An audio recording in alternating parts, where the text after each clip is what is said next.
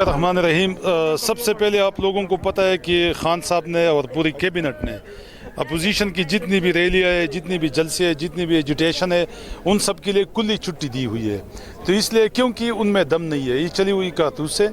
सबको पता है इनका पेशावर का जलसा नाकाम हुआ, इनका बनू का जलसा नाकाम हुआ, इनका लाहौर का जलसा नाकाम हुआ, क्योंकि इनके पास कुछ है ही नहीं एनआरओ के अलावा। ये लोग मांगते हैं एनआरओ खान साहब से। खान साहब ने कहा है कि मेरी जान भी चली जाएगी लेकिन एनआरओ इनको नहीं मिलेगा।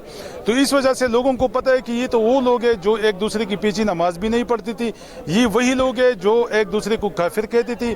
कोई कहता था ये सिकुलर है, कोई कहता था ये काफिर है, कोई कहता था ये चोर है, कोई कहता था ये डकैत है। अब ये लोग सारे जितने भी लोग हैं, ये गंदे अंडे सब इकट्ठी हो गई है और इनके ऊपर मौलाना फजल रहमान को बिठा दिया गया है।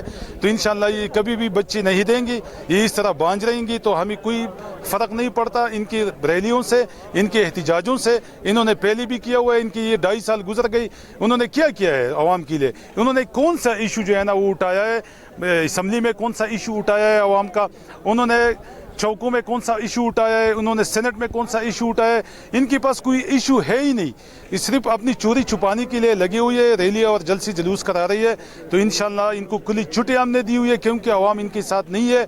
अवाम आपको देखो ये 2 दिन की शॉर्ट नोटिस भी एक छोटी सी गाँव में इतने लोग, हज़ारों लोग जमा हो जाते हैं पाकिस्तान तहरीक इंसाफ के लिए, खान साहब के लिए।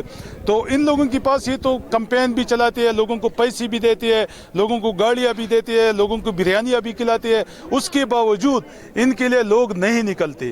तो इनका चेहरा लोगों को मालूम है। तो हमें कोई डर नहीं है इंशाल्लाह। और ये मलकंड डिवीज़न में भी कर ले, सारे मुल्क में करे, हमें कोई फ़र्क नहीं पड़ेगा। और इंशाल्लाह 2023 तक खान साहब वज़ीर आज़म रहेंगी और इंशाल्लाह 2023 का इलेक्शन इंशाल्लाह 12 मैंडेट से जीतेंगे।